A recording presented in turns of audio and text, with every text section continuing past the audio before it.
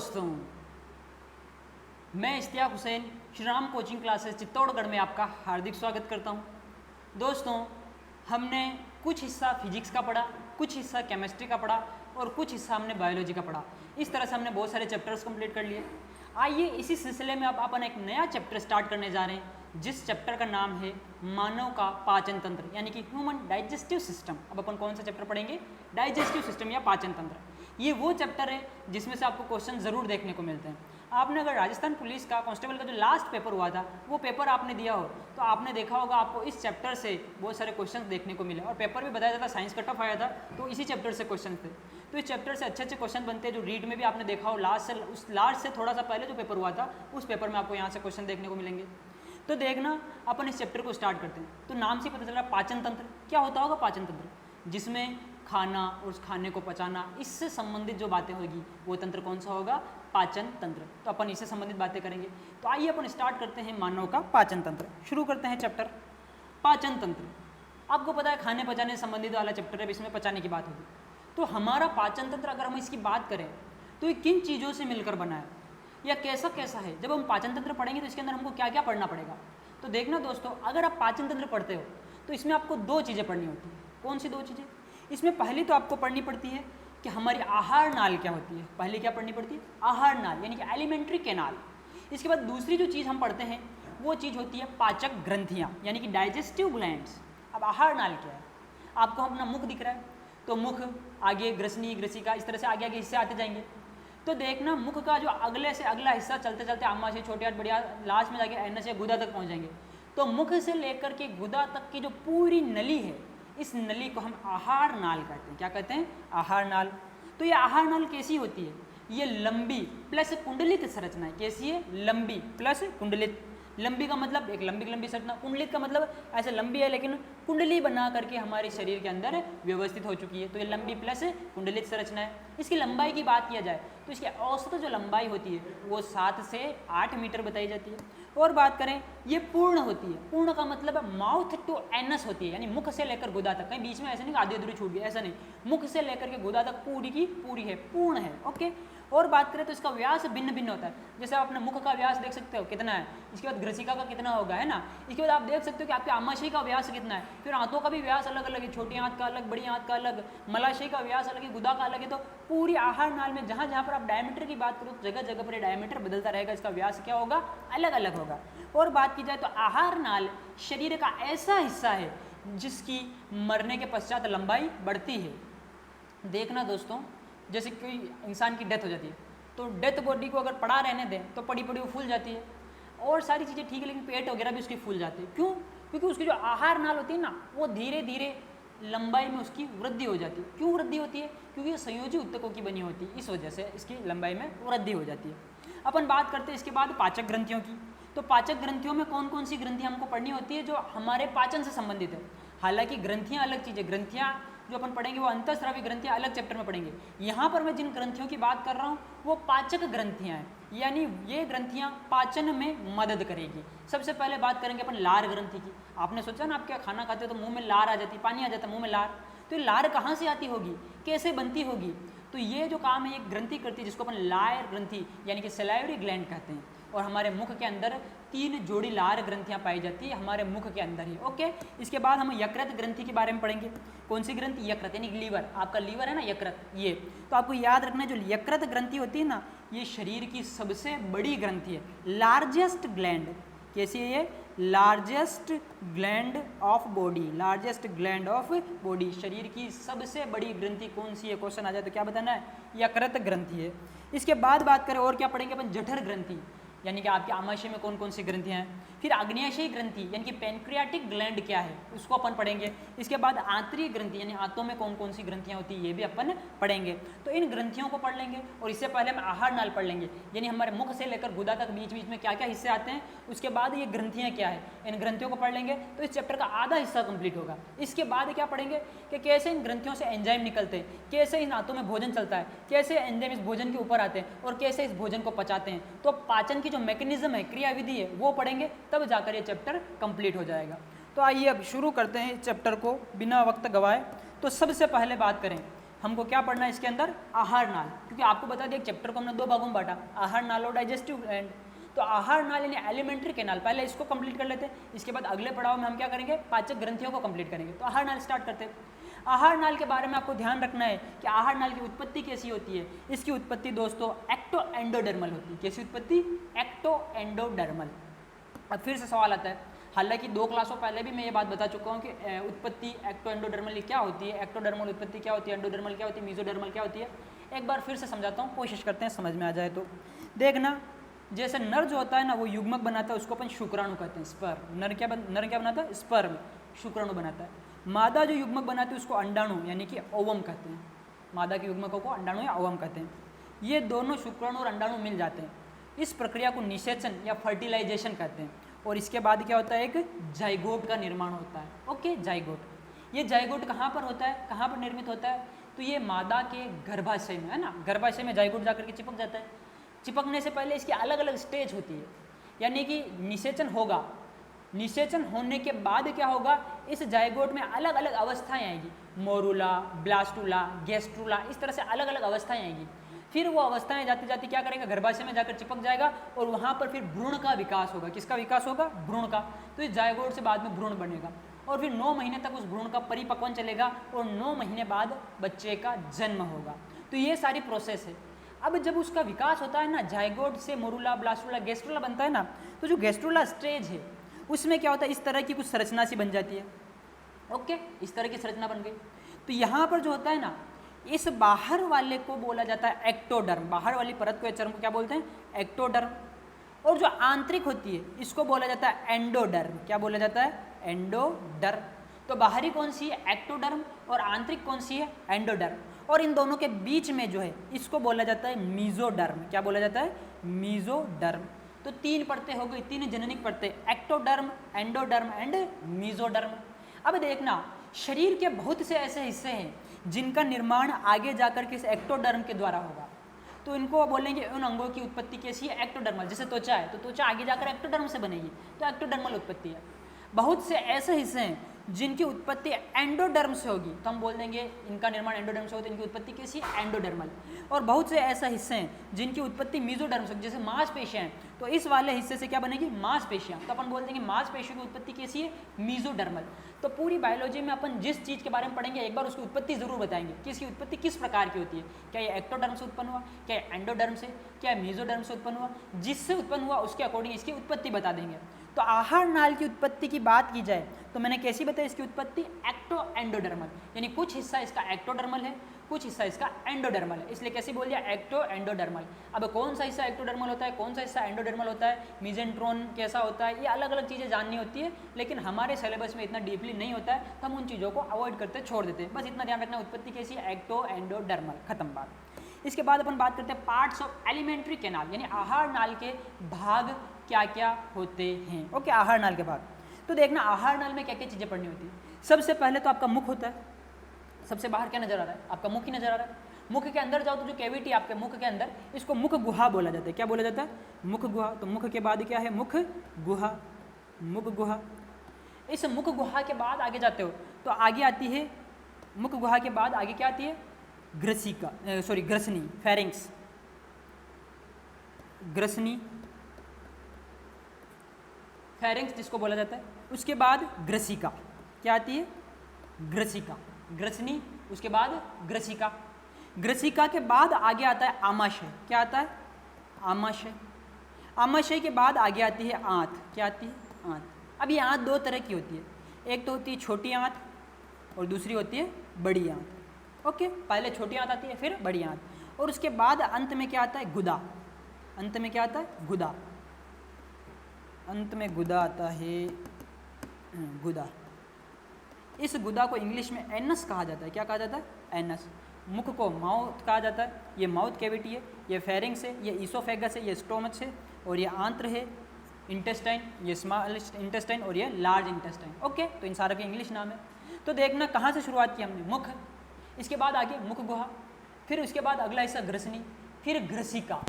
Okay, ग्रसिका के बाद आमाशय, उसके बाद आंतें स्टार्ट हो जाती। तो आंत में पहले कौन सी, छोटी आंत, फिर कौन सी, बड़ी आंत, और जो लास्ट का हिस्सा होता है वो क्या है, गुदा। Okay, anus. तो ये हमारे आहार नाल के भाग। आपको समझ में आ रहा है कितने भागों में पढ़ना है? सबसे पहले अपन मुख पढ़ेंगे, फिर मुख गुहा पढ़ेंगे, फिर ग्रसनी, फिर ग्रसिका, फिर आमाशय, फिर आंत, और आंतों में पहले कौन सी पढ़ेंगे? छोटी आंत, फिर बड़ी आंत, फिर गुदा पढ़ेंगे। और जैसे गुदा पढ़ लिया, मुख से लेकर गुदा तक पढ़ लेंगे, हमारा आहार नाल वाला हिस्सा कंप्लीट हो जाएगा। उसके बाद अपन कहाँ चले जाएंगे? पाचक ग्रंथियों पर चले जाएंगे। तो सबसे पहले बात करते हैं अपन मुख की, है ना। मुख क्या है? तो देखना, मुख अनुप्रस्थ दरारनुमा संरचना है जो गतिशील होठों से गिरा रहता है ना। जैसे दरारनुमा है कि नहीं, आपका मुख आप देखते हो कैसा है, ये दरारनुमा, और इसके चारों ओर क्या है? गतिशील होठ है, यानी ऐसे होठ है जो गति कर सकते हैं, गतिशील होठ इनके द्वारा गिरा हुआ है ना। आपको मैं एक और बता दूं, जो होठ होते हैं ना, होठ, इन होठों में पेशी पाई जाती है। तो बहुत बार पूछा था कौन सी पेशी होठों में पाई जाती है, तो ऑर्बिकुलरिस ऑरिस पेशी होठों में पाई जाती है। होठों में कौन सी पेशी पाई जाती है? क्वेश्चन आ जाता है, आप क्या याद रखोगे?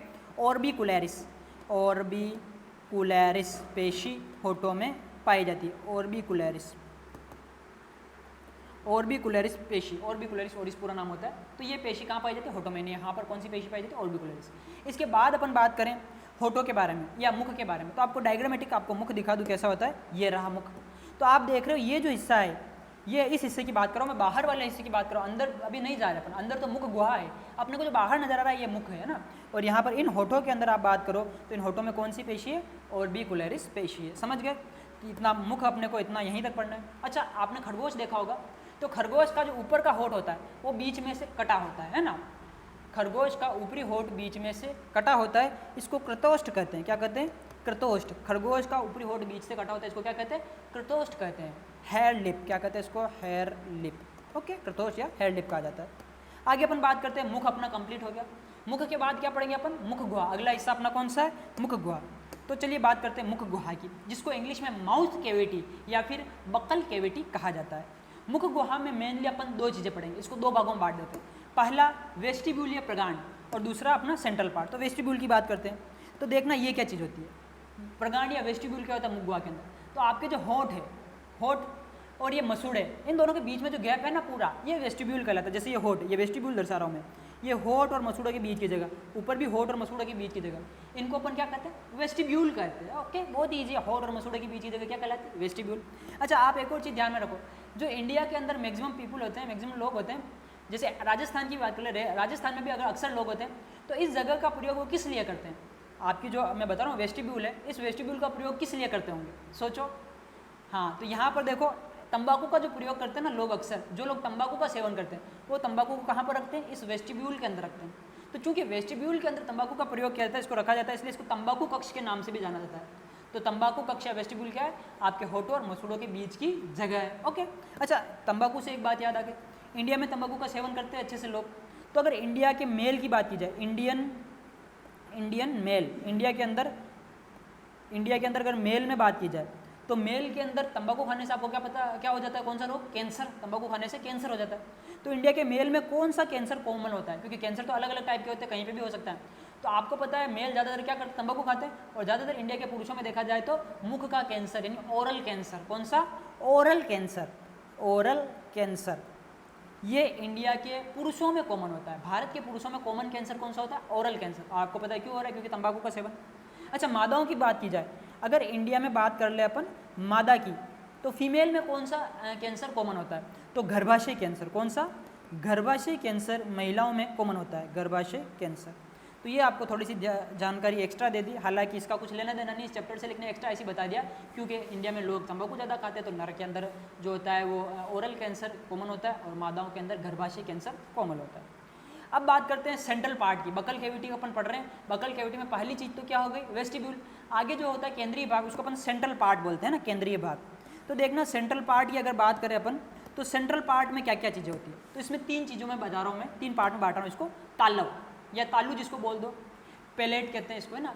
तो आप अपनी जीभ को अपने मुख के छत पर टच करो तो आपको एक हड्डी सी महसूस होगी, इसको अपन क्या कहते हैं? तालू, है ना। जैसे आप हिंदी पढ़ते हो तो बहुत से शब्द होते हैं ना, ये मुर्दा है, तालू है, जहाँ पर जीभ टच हो रही है, उसके अकॉर्डिंग आप समझ सकते हो कि आप जो मुख है, इस मुख में जो छत है वो छत क्या है? आपका तालव है ना, पैलेट। इसके बाद दूसरा जो जीवा यानी आपकी जीभ है, जो आपकी टंग है, ये टंग क्या है? आपकी मुख गुहा की जो फर्श है, ये फर्श क्या है? टंग। ओके। अब बात करते हैं दांत की।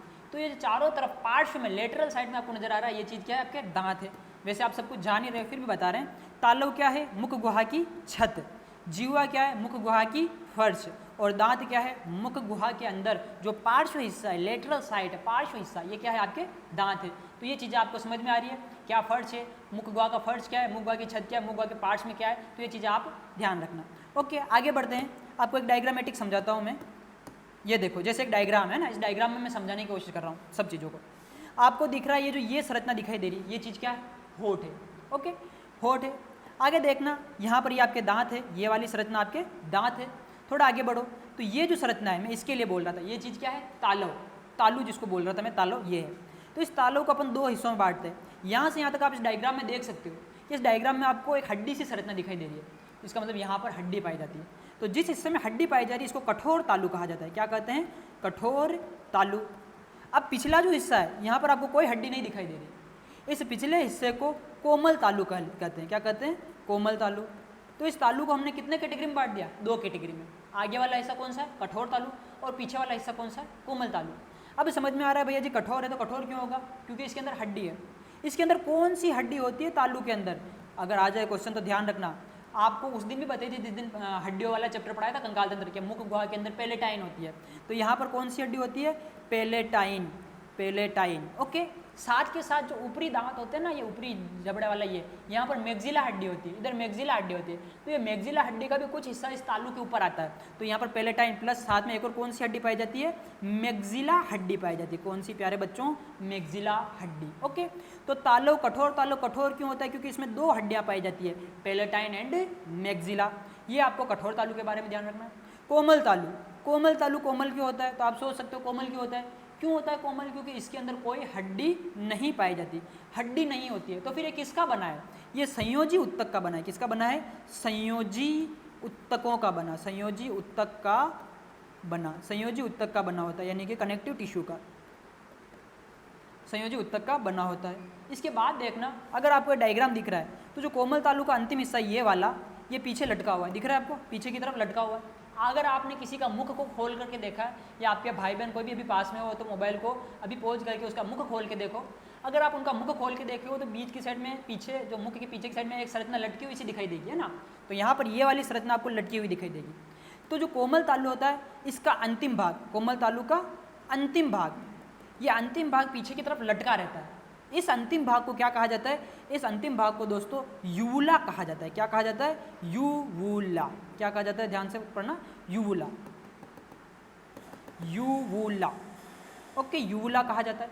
इसके बाद देखना यूवुला कौन सा, ये वाला जो मैं बता रहा हूँ, ये चीज़ क्या है, यूवुला।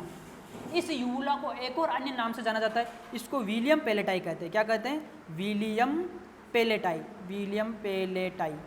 तो यूवुला बोल दो चाहे विलियम पेलेटाई बोल दो, बात का मतलब एक है। तो कोमल तालु का जो अंतिम हिस्सा है, ये पीछे की तरफ लटका होता है, ये यूवुला या फिर विलियम पेलेटाई कहलाता है।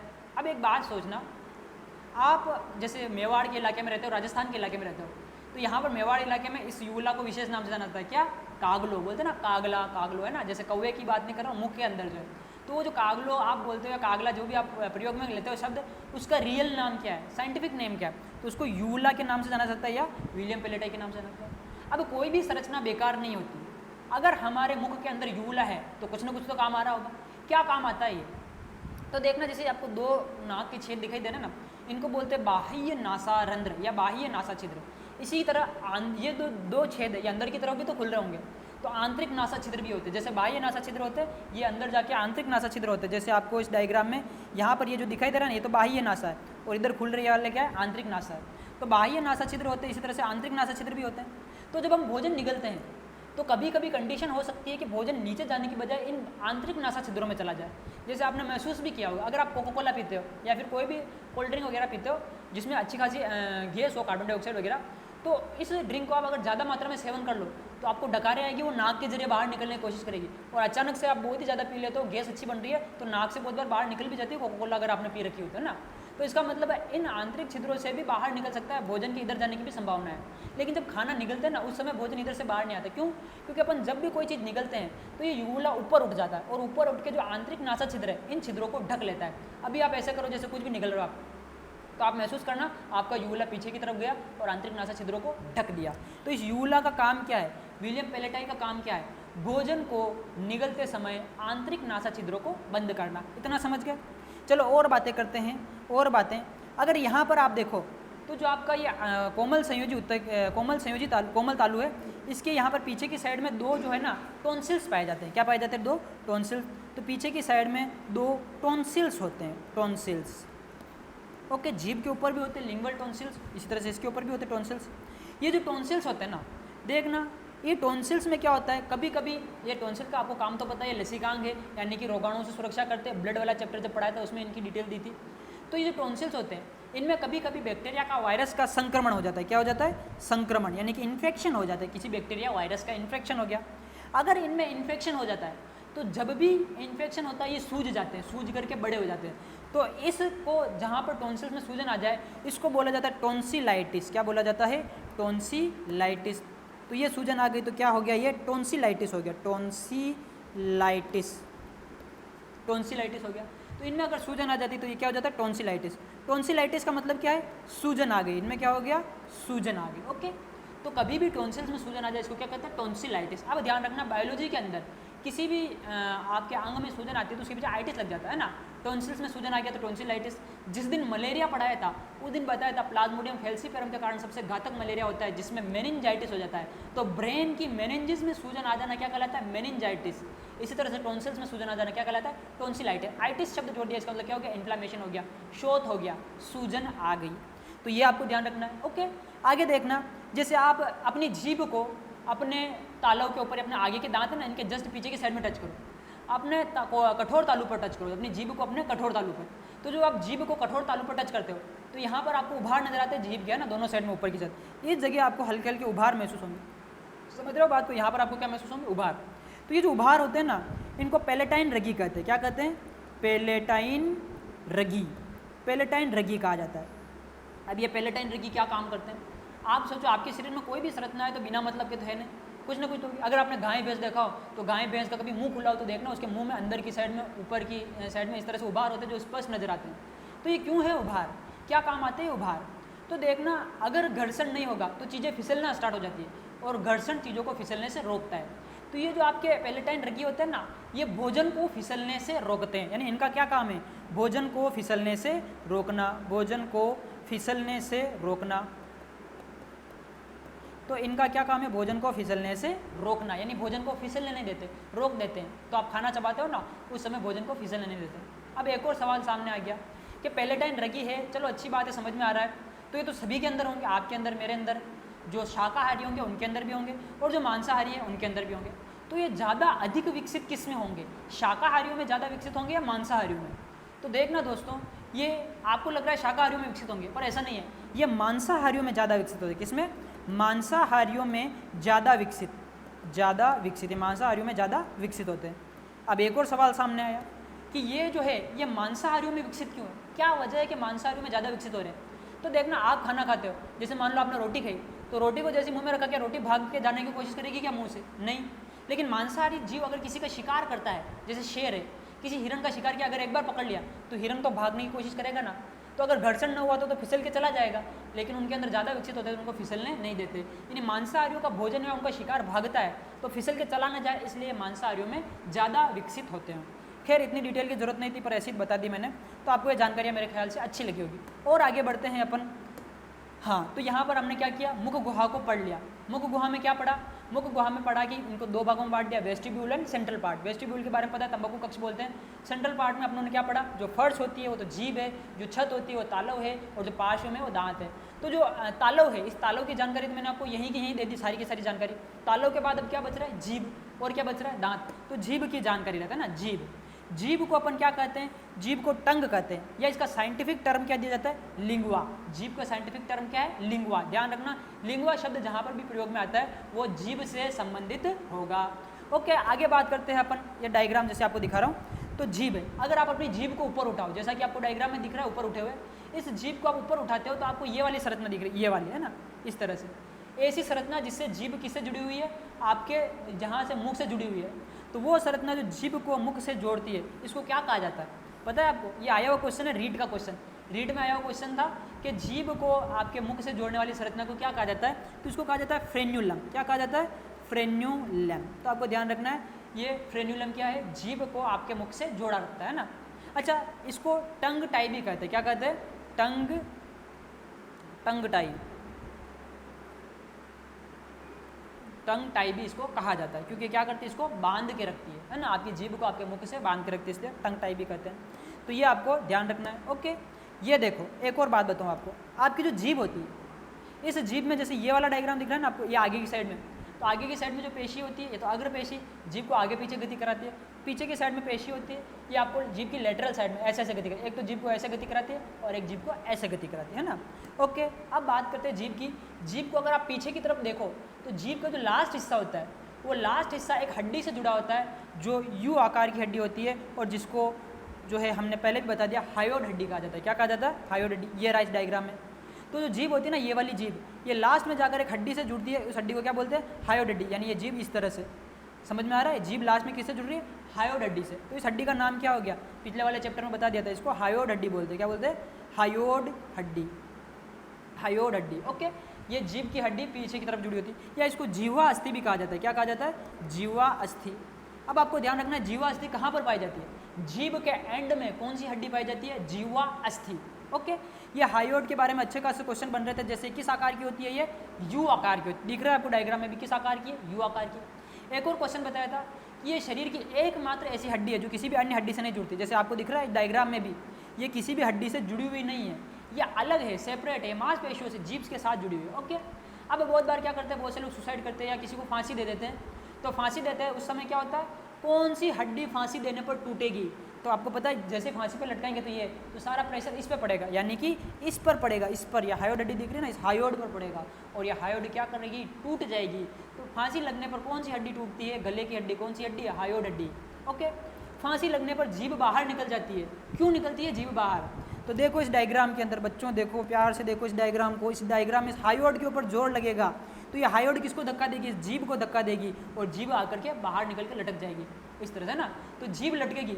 क्यों लटकेगी जीभ? क्योंकि इस हायोड पर धक्का लगा है। तो ध्यान रखना, फांसी लगने पर जीभ निकल जाती है, क्योंकि हायोड के ऊपर जोर लगता है।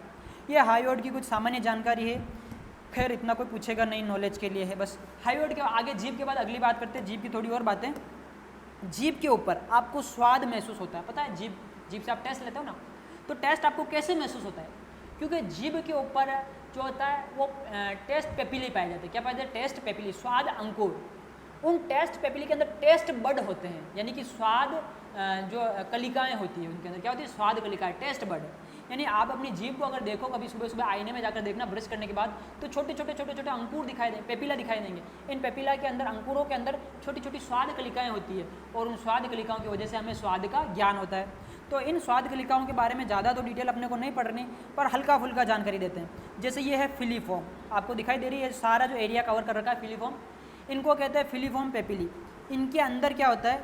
इनके अंदर जो ये जो मैक्सिमम संख्या में पाई जाती है, यानी सबसे ज़्यादा संख्या में फिलीफॉर्म, मैक्सिमम एरिया कवर कर रही है, मैक्सिमम क्या कर रही है? एरिया कवर कर रही है फिलीफॉर्म। इसके बाद एक होती है फंजीफॉर्म, यानी इनको बोला जाता है कवक रूपी। क्या बोला जाता है? कवक रूपी। ओके, एक और देखना, सर्कमवेलेंट। सर्कमवेलेंट कहाँ पर होती है? जीभ के अंतिम हिस्से में, जीभ के अंतिम हिस्से में। ओके, एक और फोलिएटेड। तो ये जो फोलिएटेड है ये कहाँ पर होती है? जीभ के पार्श्व में, जीभ के पार्श्व में। अब ध्यान रखना, फोलिएटेड जो होती है ये बच्चों के अंदर अच्छे से सक्रिय होती है, लेकिन जब हम वयस्क होते हैं तब ये अवशेषी होती है। तो मानव में कौन सी अवशेषी होती है? तो आपको क्या बताना है? फोलिएटेड जो होती है ये मानव में कैसी होती है? अवशेषी। फोलिएटेड मानव में कैसी होती है? अवशेषी। तो ये आपको स्वाद कलिकाओं का ध्यान रखना है। अवशेषी, कंप्यूटर महोदय क्या हो रहा है? अवशेषी। ओके, तो ये फोलिएटेड जो होती है कैसी होती है? अवशेषी। ध्यान रखना है, ये आपकी सारी स्वाद कलिकाएं हैं। ओके, तो ये पीछे की साइड में कौन सी होती है? सर्कमवेलेंट। सबसे आगे की साइड में कौन सी होती है? फिलीफॉर्म। मिड में फंजीफॉर्म, और साइडों में फोलिएटेड। अवशेषी कौन सी? फोलिएटेड। बस इतनी जानकारी लेनी है, वरना इससे ज़्यादा भी जानकारी लेना चाहें तो इसके बारे में बहुत सारी डिटेल होती है। किसमें टेस्ट बड सबसे ज़्यादा होती है, किसमें टेस्ट बड सबसे कम होती है, कौन सा मैक्सिमम एरिया कवर करती है, कौन सा मिनिमम एरिया कवर करती है, किसका क्या कलर होता है। लेकिन ये चीज़ें मैं आपको पढ़ा तो दूँ, लेकिन यहाँ से क्वेश्चन नहीं बनते, बस वीडियो लंबा होता है, और अपने को वीडियो लंबा नहीं करना है, अपने को सिलेक्शन लेना है। आगे चलते हैं। टेस्ट बड के कारण अपने को क्या आता है? टेस्ट आता है, स्वाद आता है। तो स्वाद कैसा क्या आता है देखते हैं। आपको ये डायग्राम दिखाई दे रहा है, इस डायग्राम के अंदर आपका जीभ का जो अगला हिस्सा है, यहाँ से आपको मीठे स्वाद का ज्ञान होता है। किस हिस्से का? मीठा स्वाद। तो आप मीठा स्वाद महसूस करते हो, वो ज़्यादातर किससे महसूस होता है? इस हिस्से से। इसके बाद ये जो हिस्से हैं, यहाँ से आपको कैसा साल्टी नमकीन स्वाद आता है। कैसा स्वाद? नमकीन स्वाद। आप जो नमकीन स्वाद महसूस करते हैं ना, किससे? इससे। ये जो है या इस हिस्से से आपको कौन सा स्वाद आता है? यहाँ से आपको खट्टा स्वाद आता है। और जीभ का जो पिछला हिस्सा है, यहाँ से आपको कड़वे स्वाद का ज्ञान होता है। तो कितने स्वाद हो गए? 4। तो क्या दुनिया में 4 ही तरह के स्वाद होते हैं? हम तो इतने तरह के टेस्ट लेते हैं। तो देखना, इनका अलग अलग कॉम्बिनेशन बनता है, इनका अलग अलग कॉम्बिनेशन बनता है, इनका अलग अलग कॉम्बिनेशन बनता है, और 100 से ज़्यादा प्रकार के टेस्ट बन जाते हैं। तो मेन तो 4 है, लेकिन आपस में मिलजुल कर ये 100 से ज़्यादा कॉम्बिनेशन इनके बना लेते हैं, 100 से ज़्यादा टेस्ट बना लेते हैं। जैसे देखना, आपको पता है 3 प्राथमिक रंग होते हैं, तो क्या दुनिया में केवल 3 ही रंग है क्या? दुनिया में तो आपको करोड़ों रंग दिखाई देते हैं। तो इनका अलग अलग कॉम्बिनेशन मिलकर प्राथमिक से द्वितीयक रंग, इस तरह से अलग अलग फिर बहुत सारे रंग बन जाते हैं ना। वैसे इनके अकॉर्डिंग बहुत सारे टेस्ट बन जाते हैं, लेकिन मेनली आपको ध्यान रखना है किस हिस्से से कौन सा टेस्ट आ रहा है। तो डायग्राम आपके लिए बहुत ही लाभदायक साबित होगा। सबसे अगले हिस्से से आपको कौन सा टेस्ट मिल रहा है? मीठा, उसके जस्ट पास में नमकीन, उसके पीछे साइडों में कौन सा? खट्टा, और उसके पीछे आप लास्ट में चले जाओ तो कड़वा। तो कभी आपने अगर नीम के पत्तों का जूस पिया हो तो आपको पता चलेगा लास्ट से आपको कड़वा महसूस होता है, आगे के साइड से इतना कड़वा महसूस नहीं होता है इतना। कभी आपने नींबू को जीभ पर रखा है तो महसूस करना, या इमली को खाया है तो महसूस करना आपको साइड से जो है ना ज़्यादा खट्टा महसूस होगा। क्यों? क्योंकि यहाँ पर इस स्वाद का ज्ञान करने वाली जो कलिकाएं होती है वो मैक्सिमम होती है। ये हो गई जीभ की बातें। और आगे चलते हैं जीभ के कार्य, यानी आपकी जीभ क्या क्या काम आती है ना। देखो, जीभ का सबसे पहला काम तो आपको पता है स्वाद ग्राही है, यानी ये क्या करती है? स्वाद का ज्ञान कराती है, जैसा कि अभी जस्ट पढ़ा है। उसके बाद आपको ध्यान रखना है, भोजन में लार मिलाती है। भोजन के अंदर क्या मिक्स कर देती है? लार। ओके, इसी वजह से भोजन लसलसा बन जाता है। हाँ, जीभ जो होती है बोलने में सहायक है। अगर जीभ ना होती तो क्या हम बोल पाते? नहीं बोल पाते, तो बोलने में भी सहायक है। और चलो एक और चीज़ बताता हूँ, कुत्ता देखा है आप लोगों ने? कुत्ता, तो गर्मियों में कुत्ते को देखना, आपको कुत्ता एक विशेष क्रिया करता हुआ दिखाई देगा। इससे पहले एक बात और सुनो, आपको पसीना आता है? क्यों आता है आपको पसीना? अगर पसीना आता है तो इसी वजह तो होनी चाहिए ना। पसीना इसलिए आता है कि हमारे बॉडी का जो मेटाबॉलिज्म उपापचय, इसकी वजह से बॉडी का टेम्परेचर बढ़ जाता है, और जब तापमान बढ़ जाता है इस वजह से पसीना आता है। जब पसीना वाष्पित होता है तो हमारे शरीर की जो ऊष्मा होती है उसको यूज़ में लेता है, उसको यूज़ में लेकर के वो वाष्पित हो जाता है गुप्त ऊष्मा के रूप में काम में लेकर के। तो हमारे शरीर के तापमान को नियमित करने के लिए पसीना आता है, गर्मियों में पसीना आता है। क्या कुत्ते का पसीना देखा है आपने कभी? कुत्ते को पसीना आता है क्या? तो आपको लगता होगा कुत्ते को भी पसीना आता होगा, पर ऐसा नहीं है, कुत्ते को पसीना नहीं आता। क्यों? क्योंकि उसके ऊपर शरीर के ऊपर श्वेत ग्रंथियाँ नहीं पाई जाती, पसीने वाली ग्रंथि नहीं होती है। तो फिर कुत्ता अपने तापमान का नियमन कैसे करता है? तो कुत्ते में जब बॉडी का टेम्परेचर बढ़ जाता है उस समय कुत्ता अपनी जीभ को बाहर निकाल देता है और फिर हाँफता है। तो उसकी जीभ के जरिए जो उसका तापमान होता है, टेम्परेचर होता है, ऊष्मा होती है, वो बाहर के वातावरण में मुक्त होती है। इस तरह से कुत्ते की जो जीभ होती है, कुत्ते की जीभ उसके शरीर का तापमान नियमन करने में मददगार साबित होती है। यानी चौथा काम जीभ का, कुत्ते में जीभ तापमान के नियमन में सहायक है। ये हो गई आपकी जीभ से संबंधित बातें। अब क्या पढ़ना है? अब आपको पढ़ना है दांत के बारे में। अभी तक हमने पाचन तंत्र स्टार्ट किया और आहार नाल शुरू की। आहार नाल में मुख पढ़ा, मुख के अंदर मुख गुहा, मुख के बाद मुख गुहा पढ़ा, मुख गुहा के अंदर तालव पढ़ा, तालव के बाद जीभ पढ़ी, और जीभ के बाद दांत पढ़ना बाकी रह गया, वो अपन अगली क्लास में पढ़ेंगे। और इसी के साथ फिर दांत के बाद आगे से आगे जो हिस्से आते जाएंगे अपन उनको पढ़ते जाएंगे और पूरी की पूरी आहार नाल को कंप्लीट कर लेंगे। आपको ये क्लास कैसी लगी, ये जानकारियाँ कैसी लगी, कमेंट करके ज़रूर बताएं। इस वीडियो को लाइक करें, शेयर करें, इस चैनल को सब्सक्राइब करें और ज़्यादा से ज़्यादा हमारे वीडियोस को लाइक देते रहें, अपना प्यार बनाए रखें। अगर आपको किसी भी क्वेश्चन में या किसी भी टॉपिक में कोई डाउट आता है तो कमेंट करके ज़रूर बताएं। मिलते हैं अगली क्लास में, तब तक के लिए जय हिंद और जय भारत।